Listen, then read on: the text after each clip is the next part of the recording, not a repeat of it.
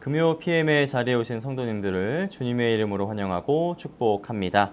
보신이 참 좋았더라 묵상지를 통해서 창세기 말씀을 묵상하고 있습니다. 이 말씀을 통해 우리의 하루를 살아갈 수 있는 힘과 은혜를 얻으시기 바랍니다.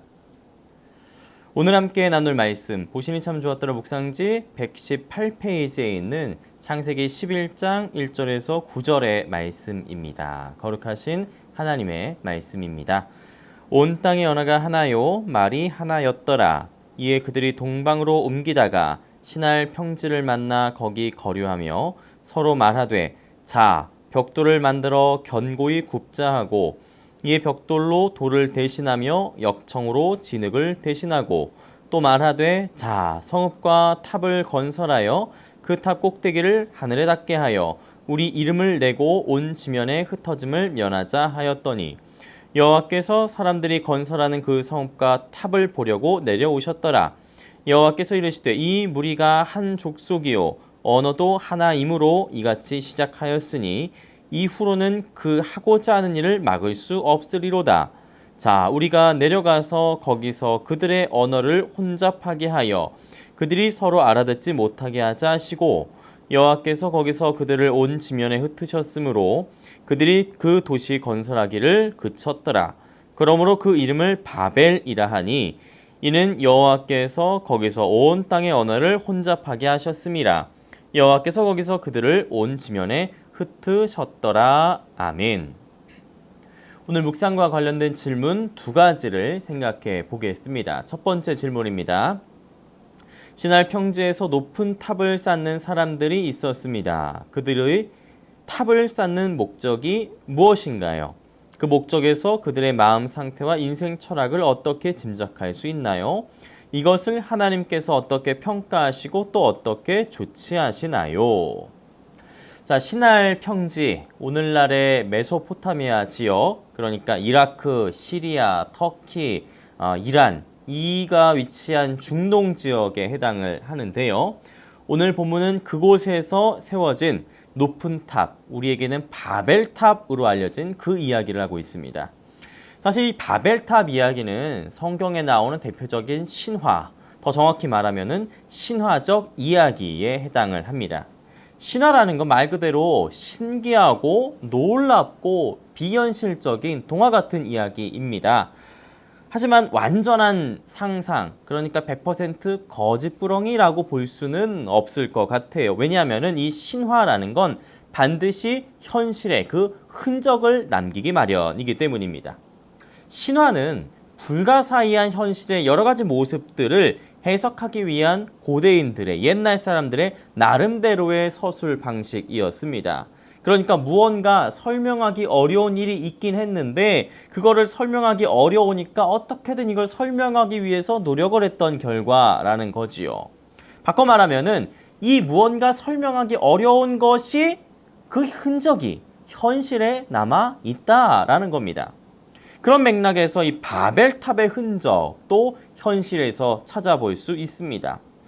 학자들의 연구에 의하면은 고대 근동 메소포타미아 지역 여기저기에 발견되는 조형물이 있어요. 바로 지구라트라고 하는 조형물인데 이것이 바로 이 바벨탑의 흔적이 아닌가라고 생각을 합니다.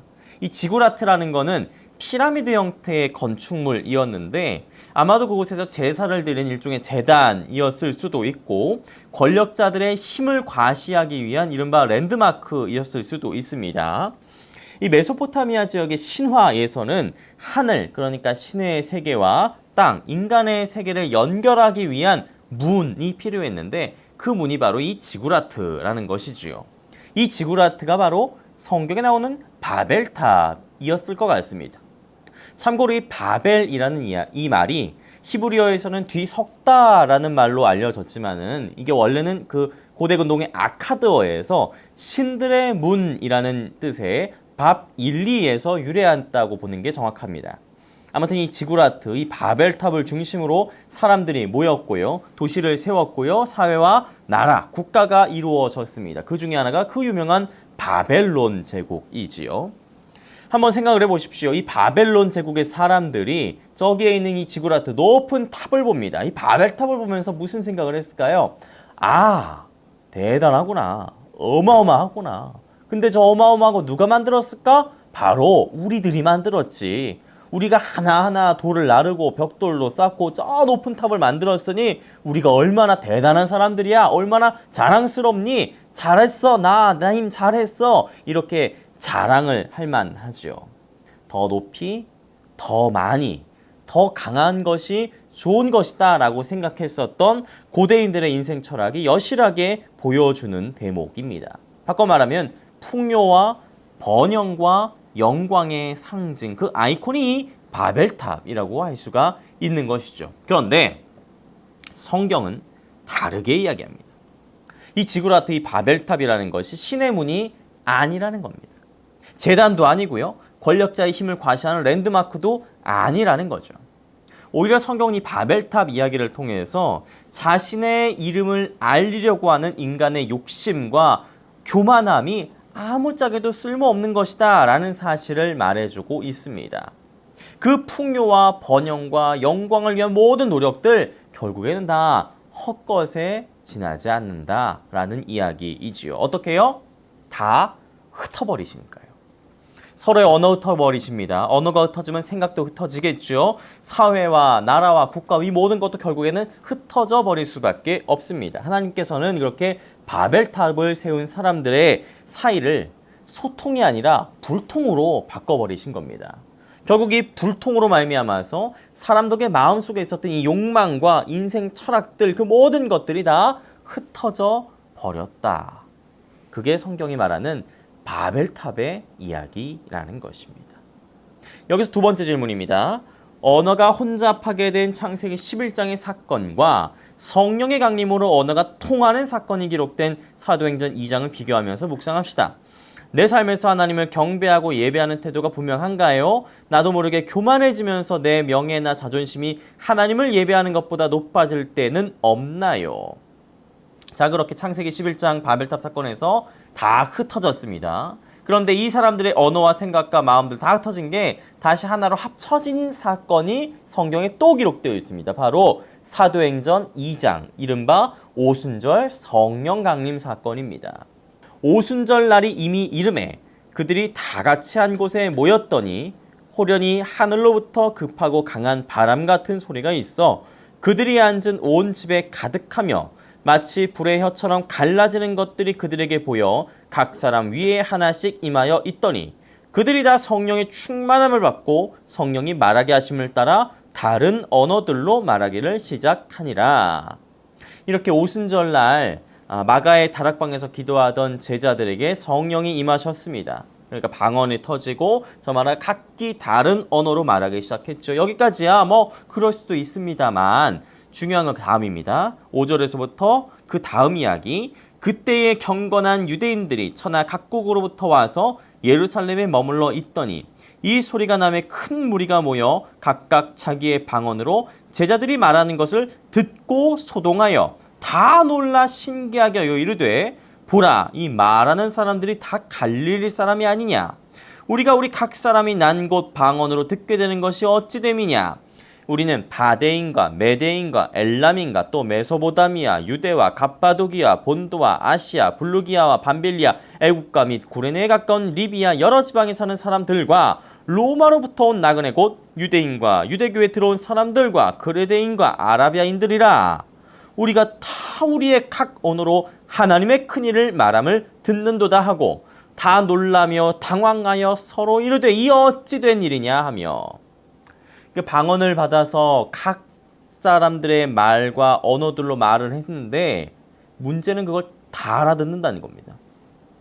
당시에 오순절을 지나기 위해 전 세계의 많은 사람들, 정말 여기저기에서 모인 사람들이 겁나 많았어요. 그러니까 겁나 많은 언어와 그러니까 당연히 소리를 조금만 낮춰주세요. 볼륨 조금만 낮춰주세요. 아 예, 흥분했네. 다시. 괜찮습니다. 그러니까 방언을 받아서 저마다 각기 다른 언어와 말들을 했습니다. 문제는 그걸 다 알아들었다는 거죠. 당시 오순절을 지내기 위해서 전 세계에 많은 사람들이 와 있었습니다. 그러니까 겁나 많은 말들과 언어들을 사용했겠죠. 근데 그 모든 말들을 다 알아들었답니다. 뭐 요즘처럼 귀에다가 뭐 동시 통역기를 꽂았는지 아니면은 뭐 척하면 척해서 눈치로 다 알았는지 이건 모르겠지만 암튼 간에 다 소통이 되었다라는 거죠.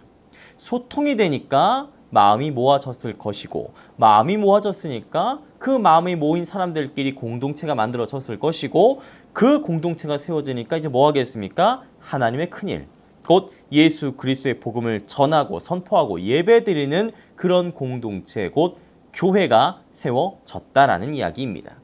그러니까 정리하자면은 창세기 11장 바벨탑 사건, 그 불통의 사건을 통해서 다 흩어졌던 사람들의 마음들이 이제는 오순절 성령 강림을 통해서 다 하나로 소통이 되었다. 그렇게 하나로 모아진 공동체, 온 인류를 향한 하나님의 큰 일, 하나님의 큰 뜻이 이루어지는 공동체가 바로 교회다라는 겁니다.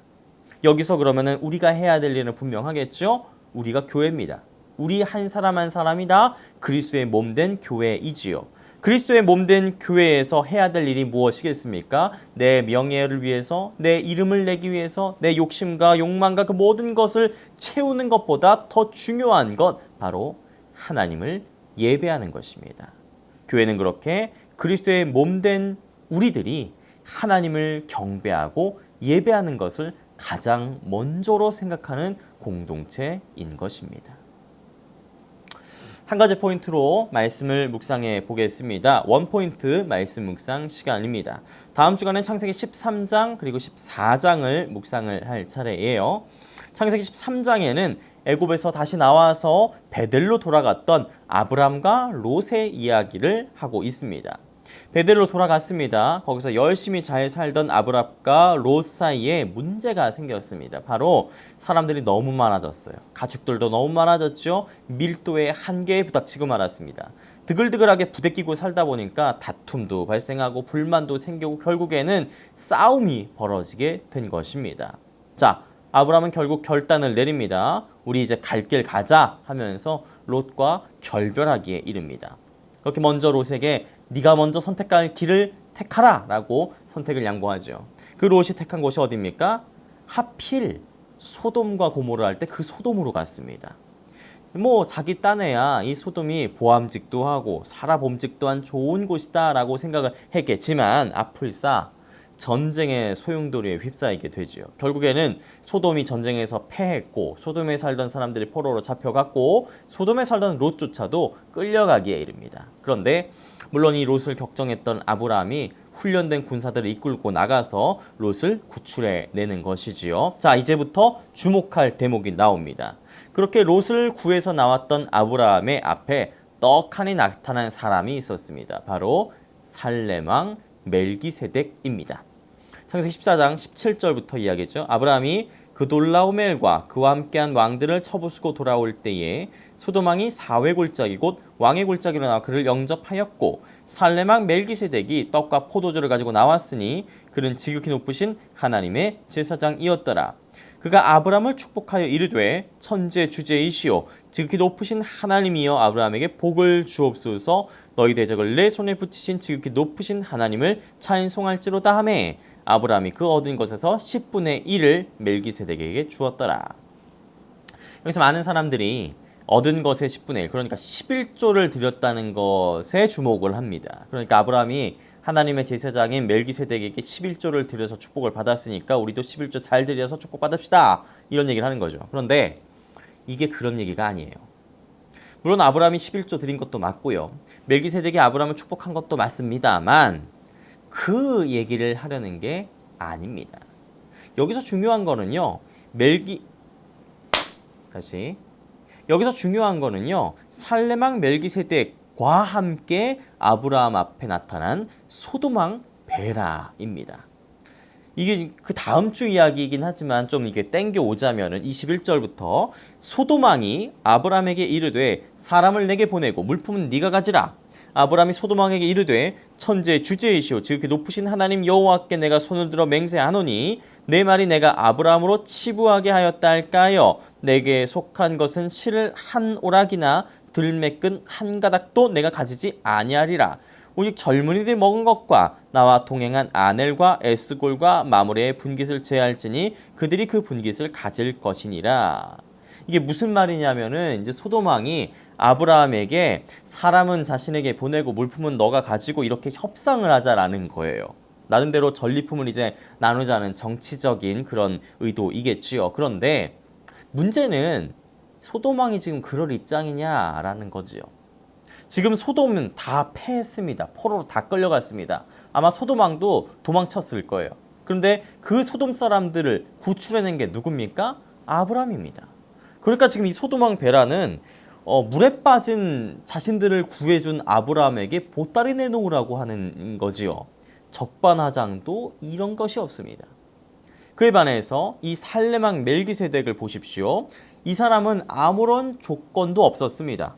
뭐 이곳을 지나가기 위해서 11조 바쳐라 먼저 말한 적도 없어요. 그죠? 천재 주제이시고 지극히 높으신 하나님이 아브라함에게 축복하십시오 라고 축복을 먼저 했습니다. 11조는 그 다음의 일이에요.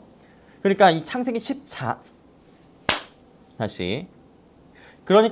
14장의 말씀은 11조를 드리고 축복을 받고 이런 이야기가 아니고 우리가 사람을 대할 때에 인간관계를 할 때에 어떻게 해야 하는가, 어떻게 하는 것이 성경이 보시고 하나님이 보시기에 좋은 모습인가를 말해주는 이야기라는 겁니다.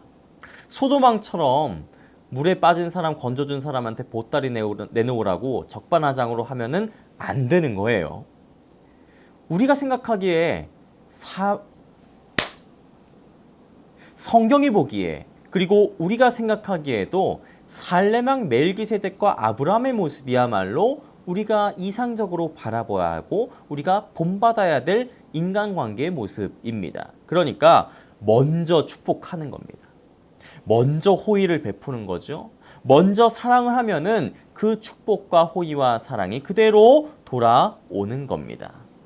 이건 훗날에 예수님께서 말씀하신 바 이른바 남에게 대접받고자 하는 대로 너희가 먼저 대접하라 라는 황금률의 말씀과도 일맥상통하는 거지요.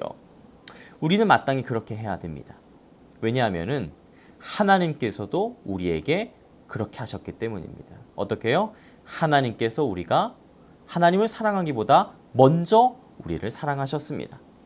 이 존 웨슬리의 표현에 의하면은 선행 은총이라고 얘기하는데요. 그러니까 우리가 하나님을 찾고 그 앞으로 나아가고 하나님을 사랑합니다라고 결단하기에 앞서서 하나님이 먼저 우리를 찾으셨고 하나님이 먼저 우리에게 다가오셨고 하나님이 먼저 우리를 사랑해 주셨다라는 거죠. 하나님이 그렇게 하셨으니 하나님의 백성이요 하나님의 자녀인 우리들도 마땅히 그렇게 해야 하는 겁니다. 이게 성경이 보기에 그리고 하나님이 보시기에 아름다운 인간관계이지요.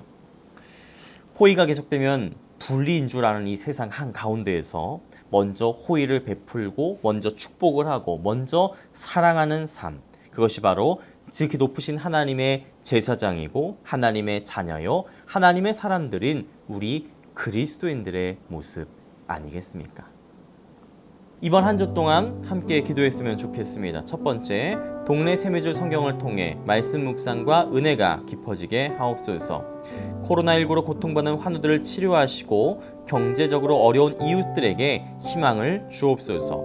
우크라이나 전쟁으로 삶의 터전을 잃은 이들에게 위로와 평화를 주옵소서. 이 시간 이 기도 제목을 가지고 함께 기도하겠습니다. 하나님 아버지 감사합니다.